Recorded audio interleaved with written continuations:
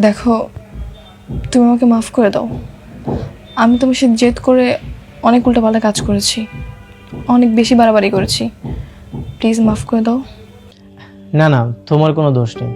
আসলে আমি তোমার পিছনে এমনভাবে লেগেছিলাম যে। আচ্ছা শোনো, আমি তোমাকে একটা প্রস্তাব দিতে চাই। বলো। তুমি তো চেয়েছিলে না আমাদের হোটেলটা যেন তোমার নামে হয়ে যাক? আমি সেটা তোমার নামে করে দিব। তুমি প্লিজ ফিরে চলো। ও আচ্ছা, এই ব্যাপার। আমি তো এই একটা প্ল্যান নিয়ে তোমাদের হোটেলে যাইনি।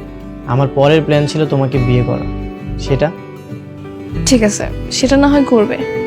আর বিয়ের পর আমি তোমার পাও টিপে দিব। এবার চলো।